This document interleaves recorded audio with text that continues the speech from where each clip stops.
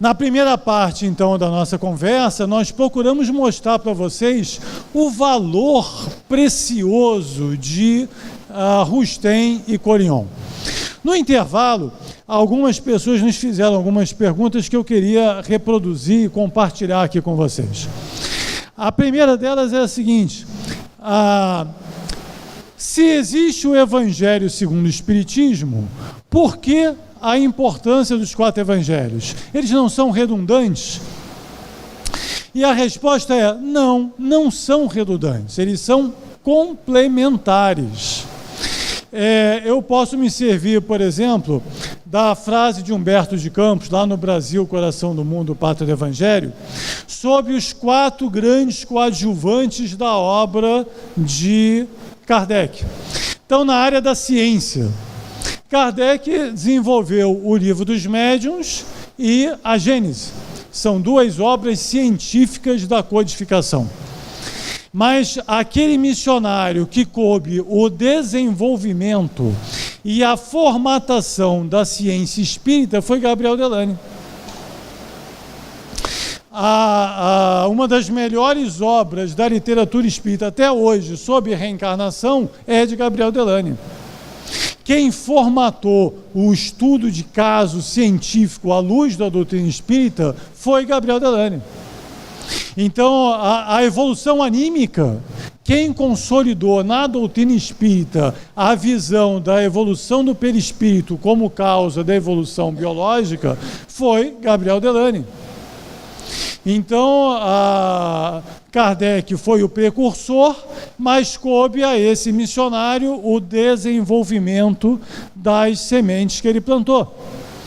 Na área da filosofia, você tem, na parte 3ª e 4ª do Livro dos Espíritos, diversas questões filosóficas absolutamente relevantes. No próprio Evangelho segundo o Espiritismo, você tem muito de filosofia espírita. No Céu e Inferno também tem muito ali de filosofia espírita. Mas coube a Leon Denis o desenvolvimento e a formatação do que nós chamamos filosofia espírita. Nós hoje talvez não tivéssemos um aspecto filosófico da doutrina tão desenvolvido se não fosse a contribuição brilhante de Leon Denis. Da mesma forma, a pluralidade dos mundos habitados. Kardec comenta no Livro dos Espíritos, tem muitas questões dedicadas ao assunto, tem um capítulo no Evangelho segundo o Espiritismo, há muitas moradas na casa do Pai, mas coube a Camille Flammarion publicar livros dedicados a esse assunto. Então foi Camille Flammarion que desenvolveu o tema pluralidade dos mundos habitados. A mesma analogia procede para Rustem como missionário da fé. A Bíblia é dividida em 2 partes, né? Antigo e Novo Testamento. O Novo Testamento tem 27 livros, 4 dos quais são os chamados 4 evangelhos. Os autores são Mateus, Marcos, Lucas e João. Esses 4 evangelhos são o tema da obra Os 4 Evangelhos, daí o nome. Na obra O Evangelho, esses 4 evangelhos reunidos, eu nunca fiz a conta, mas o Jorge ele fez, tem 3.200 versículos. 3.200 versículos. No Evangelho segundo o Espiritismo, Kardec só analisa 800 dos 3.200, ou seja, 1/4. Porque ele só pegou no Evangelho segundo o Espiritismo a parte moral do Evangelho. Gente, há 2.000 anos não se falava em Evangelho. As pessoas mal posicionadas, se não fosse o Lutero, as pessoas não tinham nem chance de ler o Evangelho no seu idioma pátrio. No Rio de Janeiro, nos anos 50 do século passado, ainda tinha missa em latim. No Rio de Janeiro, nos anos 50, no tempo de JK, ainda tinha missa em latim no Rio de Janeiro. Não sei aqui em Cuiabá. A missa em latim é aquela missa que você não entende nada, né? Fica todo mundo olhando, viajando ali, né? Acreditando, né? Então, era preciso uma preparação, primeiro, uma vinculação da doutrina com o Evangelho. Essa amarração foi Kardec quem fez. Nunca nós vamos esquecer o Evangelho segundo o Espiritismo. Ele é uma pedra fundamental, ele é uma base, ele é um alicerce, ele é um monumento da volta do Cristo e do cumprimento da promessa do Consolador. Mas não dava para ele desenvolver tudo. Assim como não dava para ele fazer sozinho o trabalho do Flammarion, do Delane e do Denis.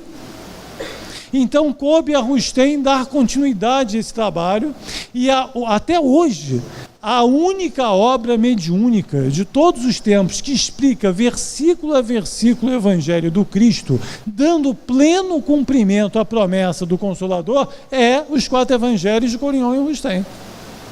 Então lá você vai encontrar, e apenas lá, você vai encontrar a explicação do nascimento de Jesus, você vai encontrar a explicação do batismo de Jesus, da chamada tentação de Jesus, das parábolas todas, das curas todas. A gente vai mostrar isso de tarde. Mas então, você quer saber o que o Espiritismo diz sobre o Evangelho? Você tem que ler os 4 Evangelhos. É a única obra que você vai ter toda a explicação do Evangelho à luz do Espiritismo. Perfeito?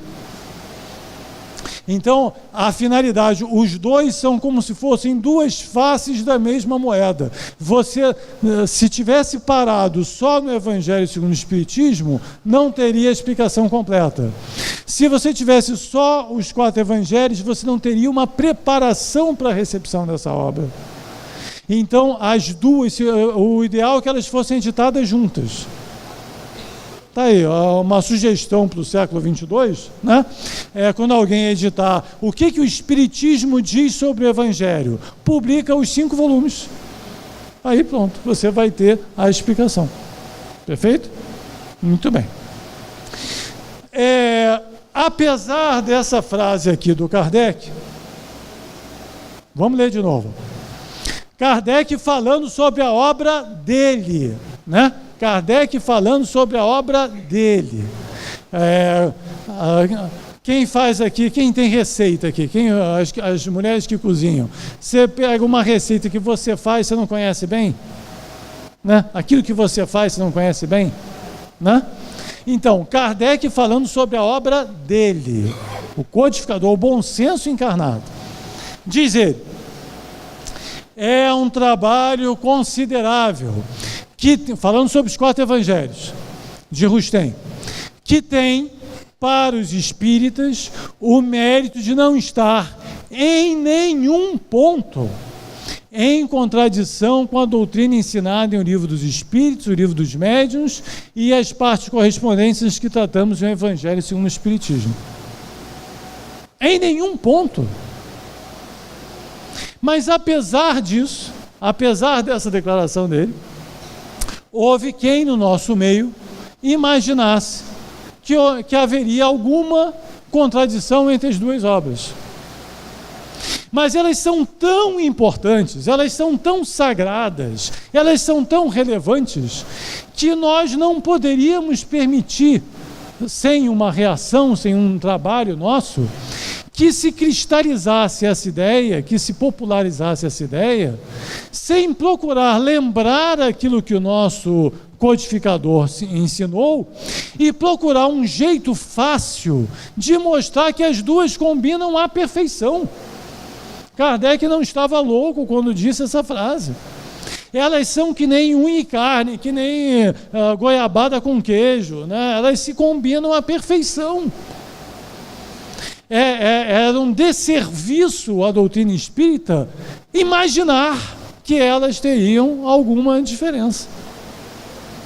Mas nós não queríamos que essa defesa da unidade dessas 2 obras dependesse de uma opinião nossa, porque a nossa opinião não vale mais do que a de nenhum outro. Nós somos o movimento do livre pensamento. O movimento do livre pensamento assume por premissa que a opinião de qualquer um aqui presente vale tanto quanto a minha.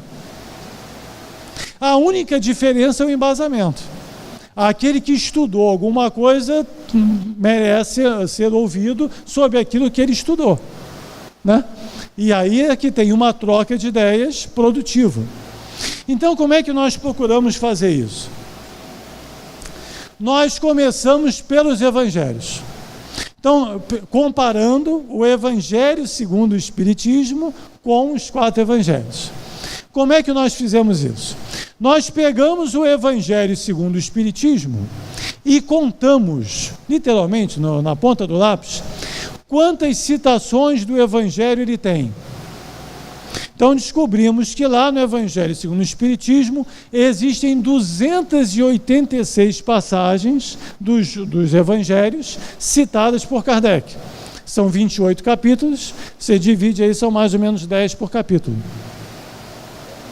Aí organizamos essas 286 citações e colocamos abaixo delas os comentários ou de Kardec ou dos espíritos sobre cada passagem dessa. Então deu 280, os livros são grandes por essa razão, deu 286 páginas, né? Pegava cada citação e botava embaixo dela aquilo que o Kardec dizia sobre aquele assunto. Na página do lado, né? A página da esquerda, seria essa página da direita, nós pegamos a mesma citação na obra Os 4 Evangelhos. E pegamos os comentários dos espíritos autores dos 4 evangelhos sobre a mesma passagem. E colocamos lado a lado. Porque aí não dependeria da gente a constatação de que as duas falam a mesma coisa. Qualquer um de nós teria essa possibilidade de verificar e constatar isso com os próprios olhos. E a gente passa, a obra fica. Então, para o futuro que seja, todo mundo que um dia quiser comparar ou aproveitar os ensinos das duas obras sobre cada passagem evangélica, a partir de agora tem esses trabalhos feitos. Vamos dar uma olhada? Então, olha só, vamos começar de uma forma bem simples. Aqui, como é uma palestra, eu peguei trechos miudinhos, 4, 5 linhas, só para dar uma ideia e uma degustação para vocês do que tem em cada livro. Então, olha aqui, ó. Primeiro capítulo do Evangelho segundo o Espiritismo. Título: Não vim destruir a lei. Nessa parte aqui de cima, Kardec diz: o Espiritismo nada ensina em contrário ao que ensinou o Cristo, mas desenvolve, completa e explica em termos claros e para toda a gente o que foi dito apenas sob forma alegórica. Essa frase é histórica. Essa frase por si só já vale o Evangelho segundo o Espiritismo todo, porque ela amarrou, ela mostrou o vínculo entre Espiritismo e Cristianismo. Foi a partir dessa frase que nós passamos a perceber o Espiritismo como o cristianismo renovado, redivivo. Então esse foi o trabalho de Kardec, apontar a direção, criar a base, criar o fundamento para a partir daí se trabalhar. A grande síntese de Pietro Baldi, ela tem 350 páginas, toda ela é o desenvolvimento da questão 540 do Livro dos Espíritos. Um livro inteiro, maravilhoso, de 350 páginas, que desenvolve uma frase lá da questão 540 do Livro dos Espíritos. Kardec plantou sementes, mas não dava para plantar, colher, não, fazer tudo. Então, na obra Os 4 Evangelhos, aí são os espíritos falando, os espíritos dos evangelistas, vêm eles dizer: vimos lembrar, explicar, tornar compreensível em espírito e verdade a doutrina moral simples e sublime do Mestre. A ideia é a mesma, as palavras são um pouco diferentes, mas o sentido, o propósito é rigorosamente o mesmo. essa unidade que fica tão evidente aí, nesses trechinhos, se você pegar página a página, você constata a mesma unidade. Então, por isso que a gente afirma, né, e é bom que se grave, que se registre, nós afirmamos com Kardec, não há nenhum ponto de contradição entre a codificação kardeciana e os 4 evangelhos. E nós não dizemos por simples opinião, nós dizemos por constatação. E houve um momento, uma intuição que fez com que essa correlação, essa complementariedade ficasse evidente até o arrepio dos cabelos. Que foi o seguinte: eu vou seguir no próximo slide, mas eu vou tirar a citação, eu vou tirar a fonte. E a partir do próximo slide, em relação ao Evangelho, nós não vamos saber mais o que é do Kardec e o que é do Rustem. E vamos verificar por esse meio que eles dizem a mesma coisa sobre tudo. Você percebeu? Então, justo na parte mais sagrada, que é do Evangelho, quando você tira os rótulos, você vê que eles são da mesma fonte, eles são vinhas da mesma videira, eles têm como fonte Cristo. Se a obra, o Evangelho segundo o Espiritismo é sagrada e o é, a obra, os 4 Evangelhos também o é, porque eles são parte da mesma corrente, da mesma vibração crística. Vamos ver? Então, e agora? Temos aí, deixa eu pular um aqui, que tem um aqui, perfeito, olha aqui, há muitas moradas na casa do Pai. O de cima, a casa do Pai é o universo.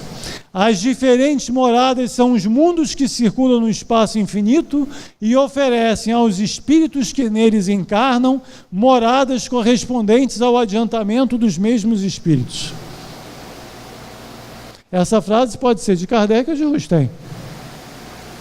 E agora de baixo, a casa do Pai é o universo, a imensidade, o infinito.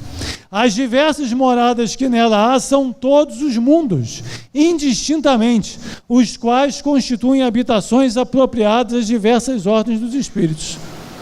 Agora, qual do Kardec, qual do Rustem? Quem acha que é de cima do Kardec, levanta a mão. Bateu dúvida, não bateu? Vocês perceberam por que eu me sinto à vontade para afirmar categoricamente que os dois ensinam a mesma coisa? Se eu vou passar os slides e a dúvida vai ser igual. Olha só, vou avançar mais um. Ninguém poderá ver o reino dos céus se não nascer de novo. 4º capítulo do Evangelho segundo o Espiritismo. Essa passagem consagra o princípio da preexistência da alma e, por conseguinte, o da pluralidade das existências. Declarando que ninguém pode entrar no reino de Deus se não nascer de novo, Jesus tinha em mente afirmar a realidade da lei natural e imutável do renascimento e da reencarnação. Qual é de Kardec, qual é de Rustem? Dúvida, né? E mais, imagine, durante muito tempo falaram mal do trabalho do Rustem. Então, se um desavisado falar mal de qualquer uma das duas, pode estar falando mal do Kardec. Já pensou? Vamos avançar mais um pouco? Agora, olha só. Deixa eu avançar aqui.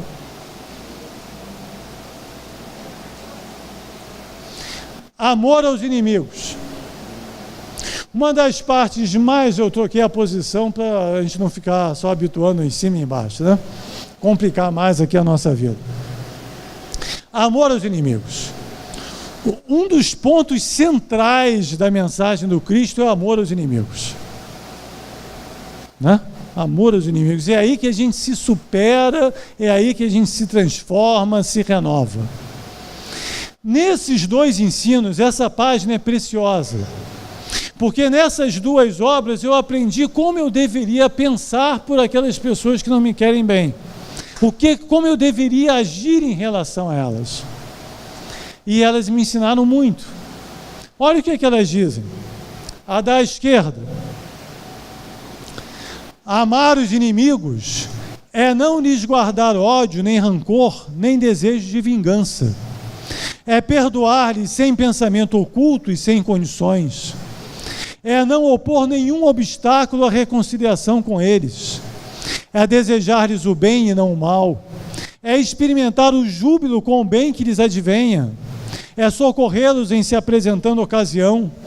É abster-se, quer por palavras, quer por atos, de tudo que os possa prejudicar. É, finalmente, retribuir-lhes sempre o mal com o bem. Isso me ensinou muito. Quantas vezes, você tem a oportunidade, às vezes alguém fala mal na sua frente de alguém que não lhe quer bem. Você, como espírita, você vai defender essa pessoa. Você vai falar bem dele, mesmo sabendo que ele não lhe gosta, não lhe tem afeto, você vai defender. É assim que age o cristão. Se você tiver a chance de ajudar, você vai ajudar essa pessoa.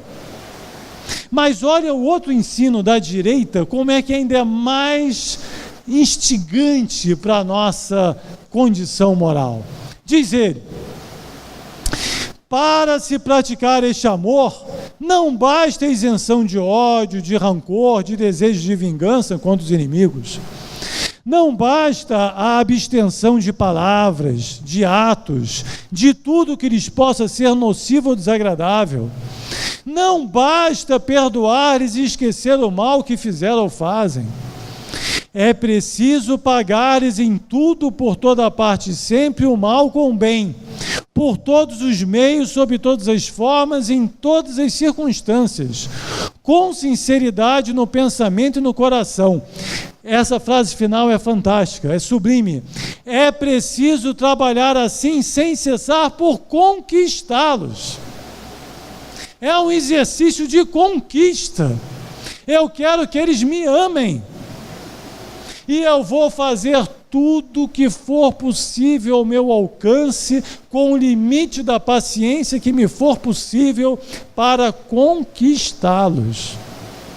E assim tornar inimigos em verdadeiros amigos. Qual das duas é de Kardec e qual é de Rustem? E, na verdade, que importa? Eu pergunto a vocês, há algum ensino nessas duas frases que envergonha o Cristo ou que envergonha o Evangelho? Há algo que ensine diferente do que de mais sublime nos ensinou o Cristo em toda a sua passagem pela terra? É dessa obra que muitos falam mal, uma obra que ensina isso. Qual das duas obras a gente vai escolher para falar mal? Uma obra que resgata, olha só essa frase, é preciso trabalhar assim sem cessar por conquistá-los. Quantas reflexões, quantos ensinos em tão poucas palavras. Só para matar a curiosidade, a desse lado é do Rustem, a da direita é de Kardec. Mas é através desse exercício que eu posso afirmar e esperamos que os irmãos saiam desse congresso podendo afirmar em alto e bom som: não há nenhum ponto de contradição entre as duas obras. Aí vocês podem dizer: mas você só pegou o Evangelho segundo o Espiritismo. Não! A frase do Kardec foi sobre o Livro dos Espíritos, o Livro dos Médiuns e o Evangelho segundo o Espiritismo. E nós fizemos a mesma comparação das três obras. Então, olha aqui, esse outro volume, Examinar e Tudo, o que acontece? O Livro dos Espíritos tem 1019 perguntas. Tem mais, com as subdivisões, mas 1019 numeradas. Nós pegamos as 1019 e comparamos uma a uma com o ensino dos 4 evangelhos, sobre os mesmos temas. Então, na página da esquerda, você encontra aquilo que Kardec ensina no Livro dos Espíritos, sobre cada item. E na página da direita, aquilo que sobre o mesmo assunto traz a obra, os 4 evangelhos. Então aqui tem um exemplo sobre Deus. Diz Kardec: Deus é a inteligência, causa primária de todas as coisas. Diz a obra de Rustem: Deus é a causa de todas as causas. As palavras são diferentes, mas os dois ensinos são belíssimos. Se complementam à perfeição e trazem profundos motivos para a nossa reflexão. Mas, no Livro dos Médiuns, Kardec repete a exaustão é a frase: ora, como todo efeito inteligente há de por força derivar de uma causa inteligente, não é isso? Essa frase Kardec repete diversas vezes: todo efeito inteligente deriva de uma causa inteligente. Rustem vai no mesmo sentido: todo e qualquer efeito inteligente, vós o sabeis, decorre de uma causa inteligente. Os mesmos ensinos, você pegar lá, nós vamos ver hoje à tarde, nós vamos ter um bloco sobre as curas à luz de Kardec e Rustem, as curas do Evangelho. E eu vou mostrar para vocês um trecho do livro Dom de Deus, que trata da comparação dos 4 evangelhos com o livro dos médiuns. Então vocês vão ver que maravilha quando você junta as duas obras e você vê a teoria das curas com Kardec e depois a ilustração delas com os episódios evangélicos. Eles se complementam à perfeição e ensinam a mesma coisa. E nós vamos ter a chance de verificar isso hoje de tarde. Então, só para passar esse bloco, aproveitando aqui o nosso tempo, esses livros todos estão na internet, esses livros todos estão à disposição dos irmãos, pelo correio, mas o que nós podemos dizer, feito esse exercício, no Livro dos Espíritos, das 1019 perguntas, 886 combinaram à perfeição. Estão todas lá no livro Examinai Tudo. Aí você pergunta, e as outras 200? É porque os livros tratam de coisas diferentes. O Livro dos Espíritos não trata da tentação de Jesus, por exemplo, né? Então, tem passagens dos evangelhos que não são cobertas pelo Livro dos Espíritos. Então, não havia comparação possível. Mas, nas 886 das 1019, o alinhamento foi perfeito e está tudo lá. Então, nós podemos afirmar em alto e bom som que temos hoje mais de 1000 citações nos 3 volumes, comprovando o que seria desnecessário aquilo que o Kardec já tinha dito, que não há nenhum ponto de contradição entre as duas obras. Tá? Bom, então tá aí. Já passamos pelo café, mas ainda tem uma outra parte dessa história. Depois daquela primeira frase do Kardec, lá na Revista Espírita, não tem nenhum ponto de contradição que nós acabamos de ver, o Kardec deixa de quarentena a obra dos 4 evangelhos, sujeita ao tal critério da concordância universal. E aí, não sei por que razão, muitos irmãos nossos, confrades, irmãos de ideal, talvez por falta de informação, ainda acreditam que a obra dos 4 evangelhos não passou pelo tal crivo da concordância universal. Vamos ver o comentário primeiro de Kardec. Diz ele: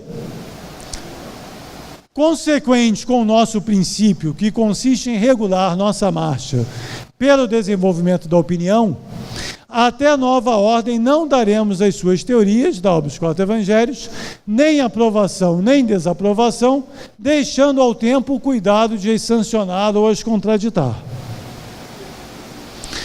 Convém, pois, considerar essas explicações como opiniões pessoais dos espíritos que as formularam, opiniões que podem ser justas ou falsas e que, em todo caso, necessitam da sanção do controle universal e até mais ampla confirmação, não poderiam ser consideradas como partes integrantes da doutrina espírita.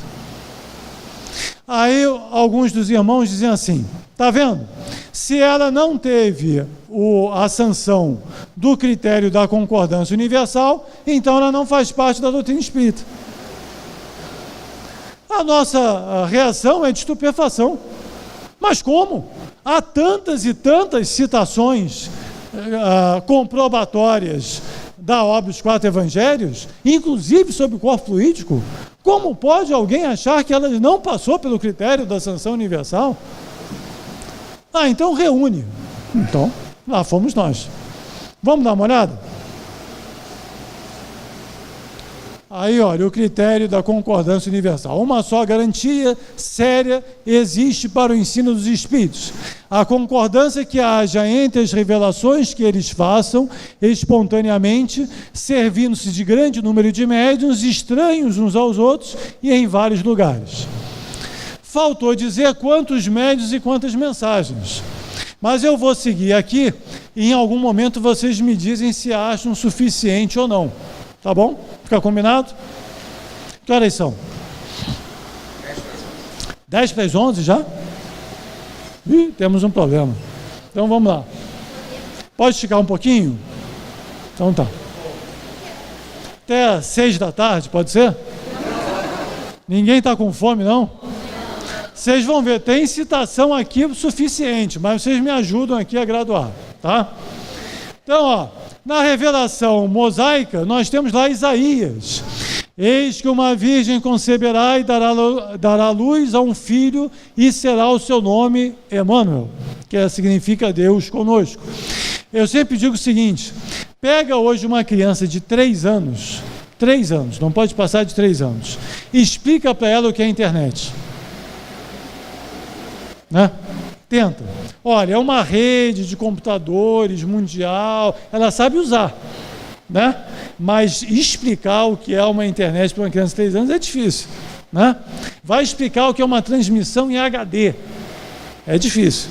Imagina para explicar a pobre da Maria, uma jovem, né, de 2000 anos atrás, como é que era uma materialização ectoplasmática. Vai contar para o seu chefe no trabalho como é que é uma materialização ectoplasmática. Chega para ele, chefe, tem uma conversa aqui para o senhor.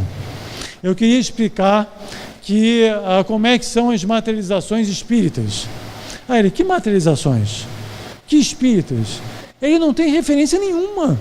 Você vai ter que começar do zero. Sabia que existe espírito? Sabia, né? Você tem que começar do zero. Então imagina para a pobre da Maria explicar para ela como que se ia dar uma materialização espiritual.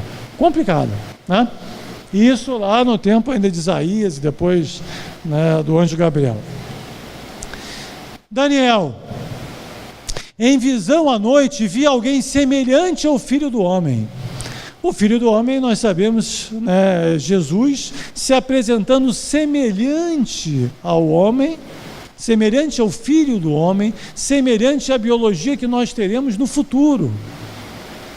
O Filho do Homem representa o homem do futuro. Jesus é o protótipo do Filho do Homem. Representa como nós seremos um dia. É o modelo lá da questão 625 do Livro dos Espíritos, né? Modelo biológico. Então, semelhante ao Filho do Homem.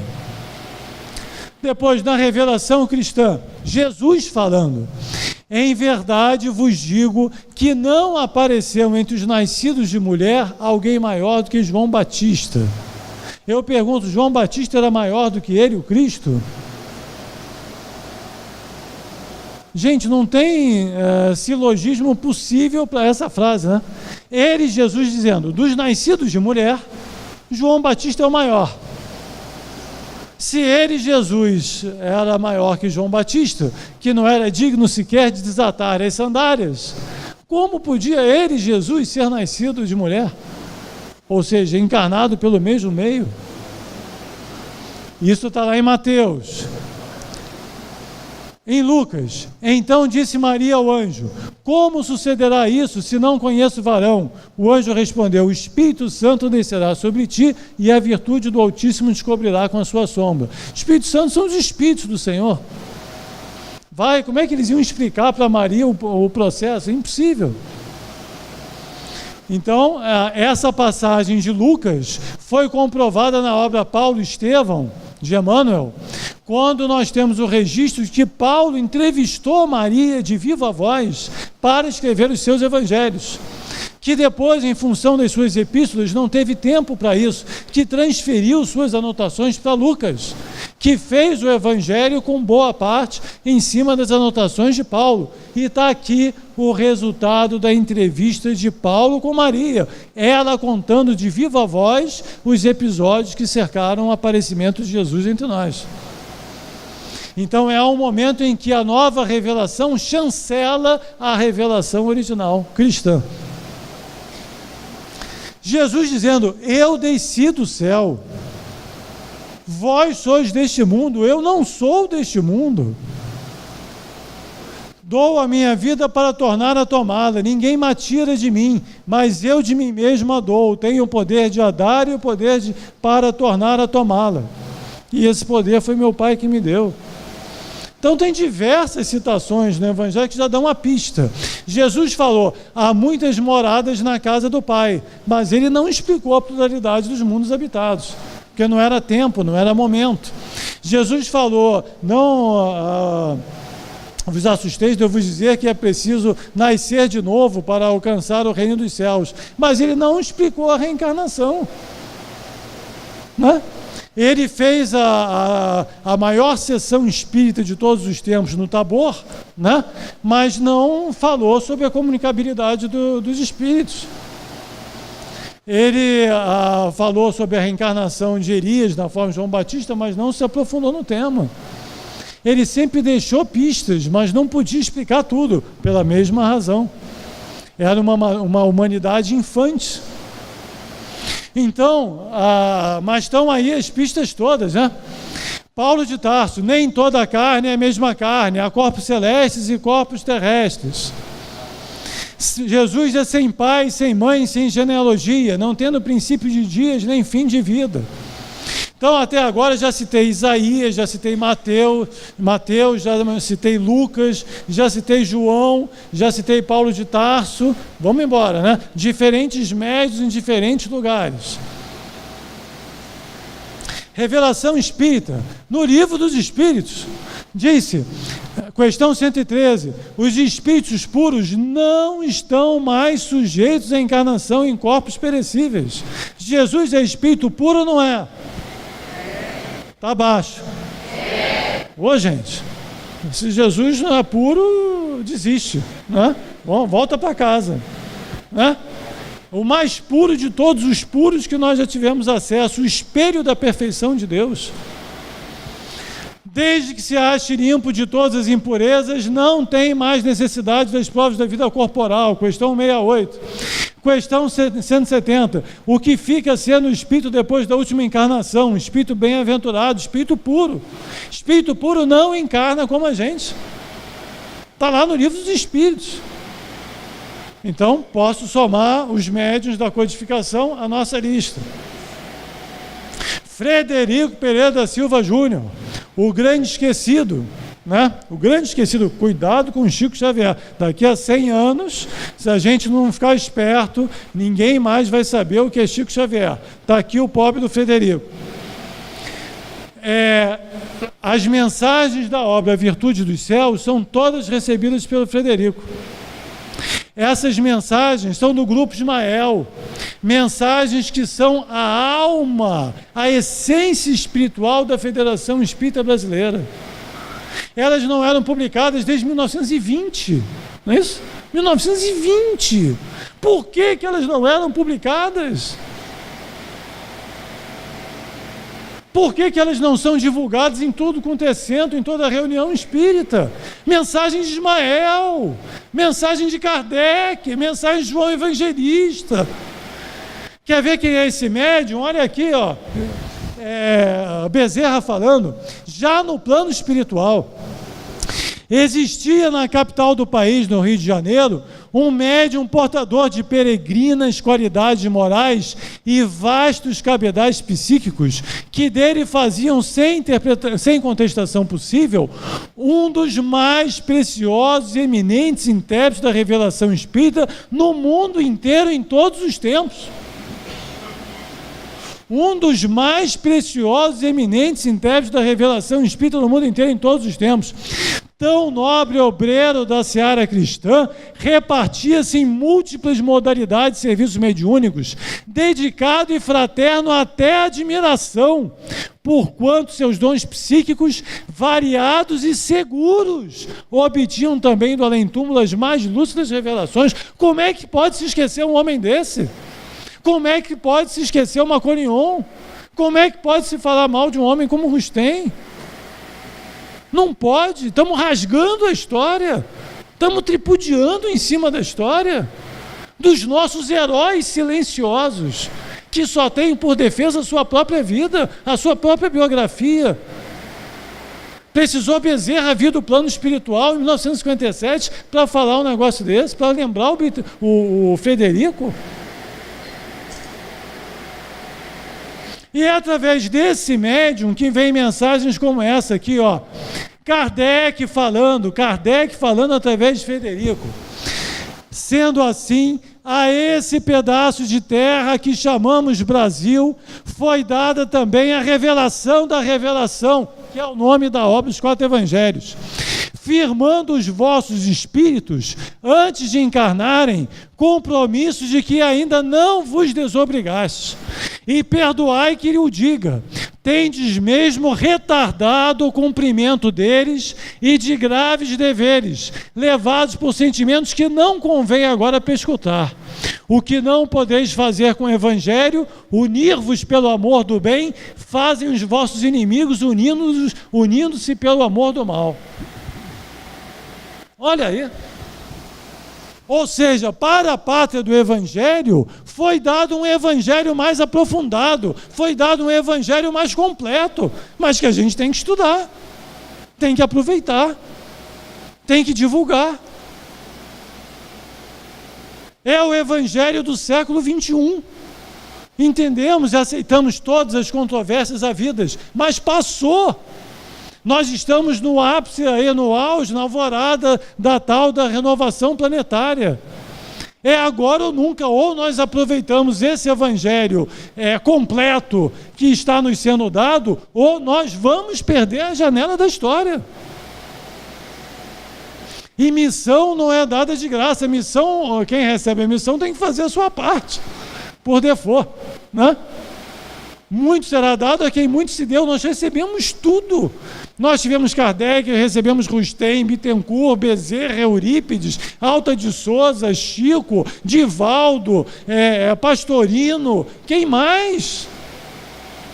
Quantos? Batuíra, Caibachutel, quantos? Guilhom. É preciso que todos se materializem aqui à nossa frente para dizer, trabalhem, estudem, né? A gente precisa acordar desse torpor, né? Olha Ismael falando aqui, ó. João Evangelista.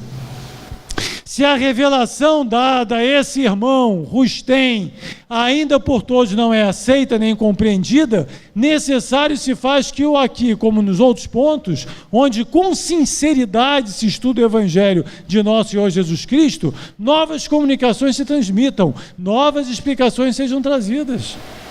João Evangelista, de volta, falando por Frederico, um dos maiores médiuns de todos os tempos, citando nominalmente Rustem. José, pai de Jesus, meus filhos, peço, rogo àquele que na terra passou por meu filho.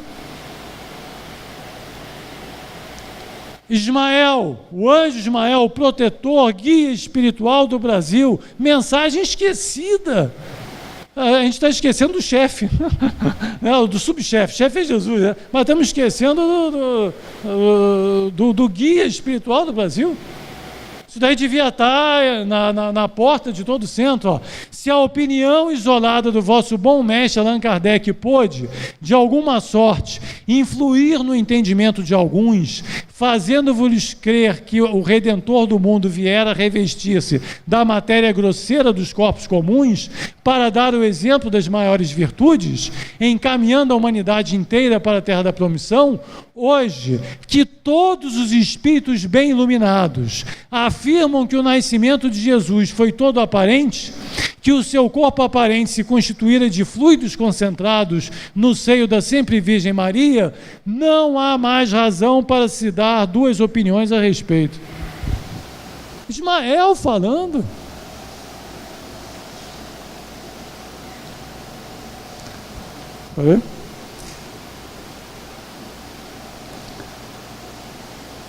Maria foi mãe de Jesus, como todas as mães são mães dos homens. Se o que se gera no ventre da mulher não é o espírito, mas sim a massa que vai vestir o mesmo espírito, incontestavelmente Maria foi mãe de Jesus. Ela foi médium da materialização de Jesus. Ela contribuiu com fluidos para a materialização de Jesus.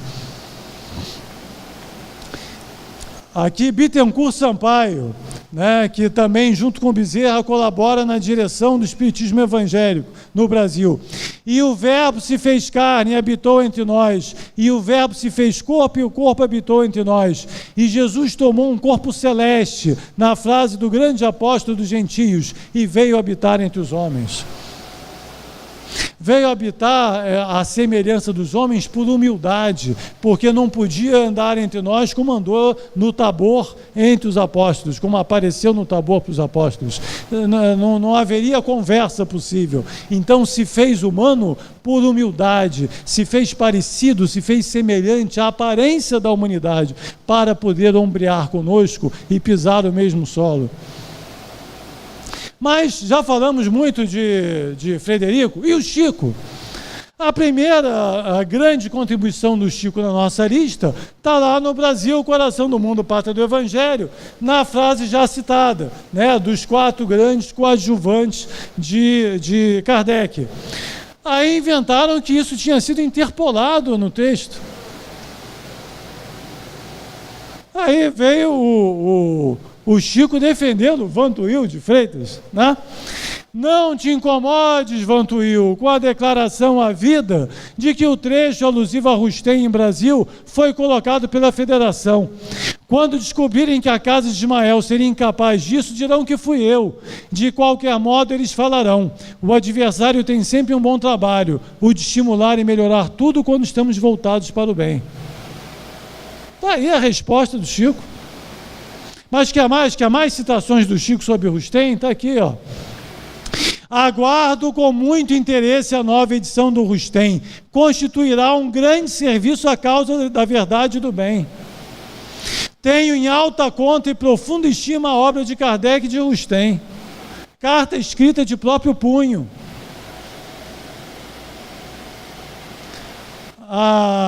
Aqui, olha, o episódio que a gente já citou do Paulo Estevão, da legitimação do Evangelho de Lucas. Na obra Mecanismos da Mediunidade, José da Galileia, o varão que o tomaria, Jesus, sob paternal tutela. Lembra da citação que a gente trouxe ali de José? Que Jesus, que era, como é que se diz, que tinha sob tutelar, sob proteção tutelar. Aqui outra vez, André Luiz confirmando Frederico Pereira da Silva Júnior. Ainda na mesma obra, em Jerusalém, no templo, desaparece de sofre, desmaterializando-se ante a expectação geral. Aqui na obra No Mundo Maior, naturalmente não nos referimos nessas circunstâncias a espíritos da estofa de um Francisco de Assis, nem a criaturas extremamente perversas, uns e outros não cabíveis em nosso quadro. O zênite e o nadir da evolução terrestre não entram em nossas cogitações. Zênite é o topo, nadir é a base. Nesse trecho, a gente pode traduzir dizendo o seguinte, que Francisco de Assis é apontado como o topo da evolução humana. Ora, se Francisco de Assis é o topo da evolução humana, que dizer de Jesus? Francisco de Assis atingiu uma condição superior a de João Batista lá atrás, né? Porque o tempo passou, tudo evoluiu. Mas ele está no limite da evolução terrestre. E Jesus é o Filho do homem. Jesus está acima da evolução terrestre. Sabe outro grande médium que ensina a mesma coisa? Pietro Baldi. Olha aqui, ó. Vemos São Francisco alcançar um estado espiritual que representa o mais alto potencial suportável na fase da evolução humana. Seu limite supremo, além do qual a forma material se extingue. Olha aí o corpo fluídico.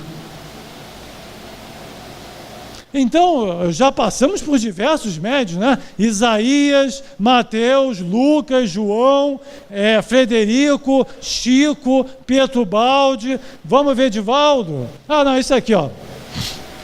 Esse caso também é muito interessante. Está citado pelo Jorge lá no primeiro livro dele, né? A Ponte Evangélica. Também merece uma nova edição. Qualquer dia a gente vai tentar trazer isso. Esse é talvez o único abaixo-assinado espiritual que se conhece. Abaixo-assinado espiritual. Para ver se resolve o nosso problema. Recebido através do Chico. O senhor Alcides Neves Ribeiro Castro, que era presidente do Grupo Regeneração, fundado lá no Rio de Janeiro pelo próprio Dr. Bezerra, quando encarnado, em 1952, queria atualizar o Estatuto. E foi lá Pedro Leopoldo procurar o Chico para ter orientações de como fazer essa atualização.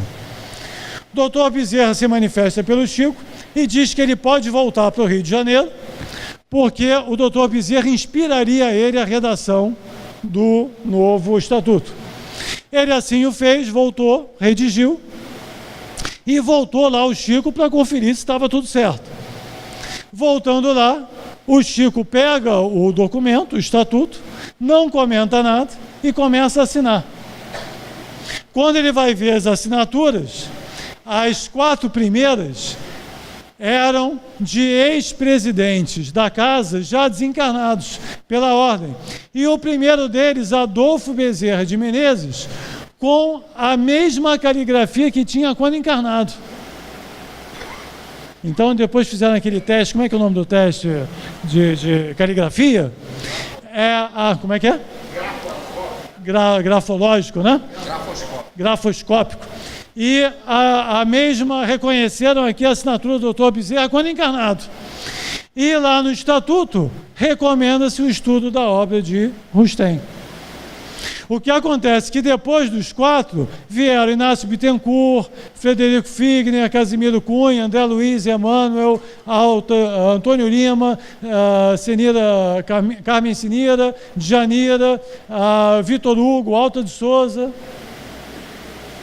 Então, é um abaixo-assinado recomendando o estudo de Rustem.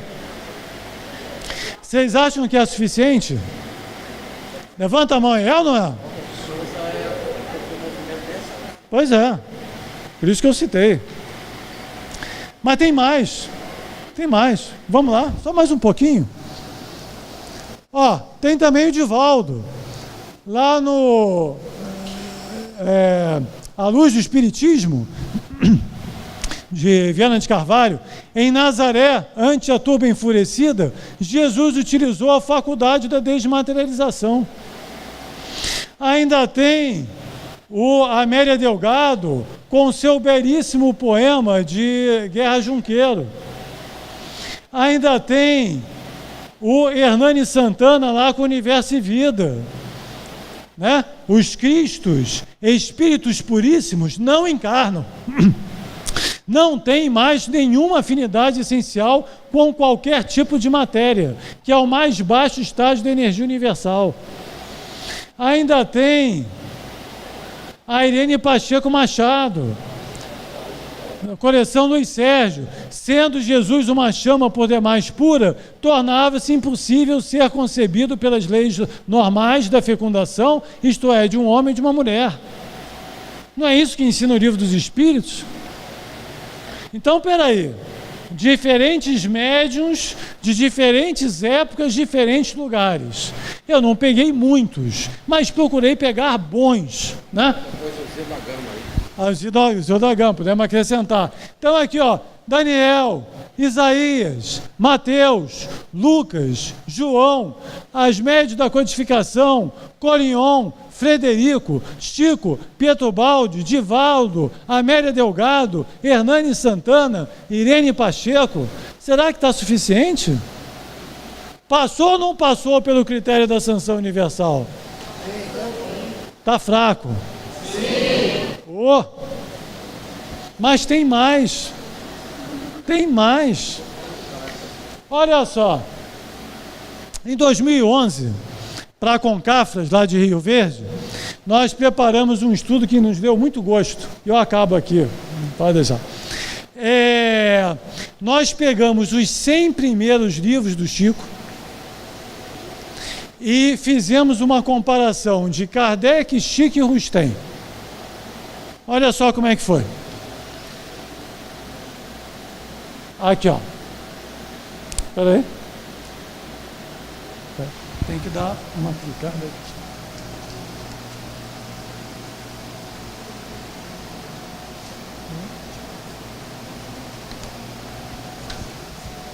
Olha aqui. Nós pegamos os 100 livros, né? Em sequência. Você pode escolher ou por ordem cronológica. Esse material está disponível aqui nesse micro já para vocês. Ou por ordem cronológica, ou pelas questões do Livro dos Espíritos, ou pelos temas abordados, ou pelos itens do Evangelho segundo o Espiritismo relacionados à pesquisa, ou das gentes relacionadas à pesquisa. E aí são 100 slides, eu prometo que eu não vou passar aqui pelos 100, mas estão disponíveis para consulta, em que todos têm essa mesma estrutura. Ó. Em cima vem o Chico e uma citação da primeira obra do Chico. No segundo slide você tem a segunda citação do segundo livro da sequência do Chico. E por aí vai até chegar a 100. No meio você tem uma citação de Rustem e embaixo você tem uma citação de Kardec. Vamos ver esse primeiro. Parnaso de Além Túmulo, falando da evolução anímica. Nós já fomos os germes de outras eras, enjaulados nos cárceres das lutas. Viemos do princípio das moneras, buscando as perfeições absolutas. Você tem na poesia o resumo da evolução. Na frase de Rustem temos: a evolução vai desde a mônade invisível até o gênio encarnado, do átomo até o homem. E em Kardec, é assim que tudo serve, que tudo se encadeia à natureza, do átomo ao arcanjo, que começou um dia por ser átomo. A mesma ideia, ou na poesia, ou numa frase de Rustem, ou numa frase de Kardec. O próximo slide, segundo livro do Chico, Cartas de uma Mãe Morta. A única vida real é a vida do espírito. A vida do espírito é a única existência real. Qual dos dois, o mundo espírita ou o mundo corpóreo, é o principal na ordem das coisas? O mundo espírita, que pré-existe e sobrevive a tudo. Então, o mesmo ensino com diferentes palavras. Então, você pode virar aqui, ó, os 100 livros. E aí você vai ver a doutrina espírita inteira em Kardec, Rustem e Chico. De tal forma que se você quiser tirar qualquer parte, os três estão tão umbilicalmente ligados que você não consegue separar. Aqui, ó, estou passando, ó. Não para. Eu podia passar aqui uma hora inteira, 100 slides, com os 100. Ou seja, isso para terminar aqui a nossa manhã. Agora eu acho que de maneira suficiente, dizendo que essas 3 obras, Kardec, Rustem, Chico, são um todo único. Nós não, quando você olha a Bíblia, você não escolhe, eu só gosto de Daniel, eu sou danielista. Eu só gosto de Isaías, eu sou isaísta. Isso não existe, né? Eu sou Mateus, eu sou mateuísta. Eu sou Lucas, eu sou luquista. A Bíblia é um todo, uníssono, a revelação é um conjunto. Nós também temos os nossos profetas, Kardec, Rustem, Corion, Leon Denis, Gabriel Delany, Chico, Frederico, são os novos profetas. E a divisão só acontece na cabeça de quem só vê divisão em tudo. Nós temos que agradecer, temos que reconhecer a dádiva que nós recebemos e aproveitá-las para fazer realmente desse país o coração do mundo, a pátria do Evangelho. Então, terminamos assim a nossa primeira parte. De tarde tem mais. Obrigado.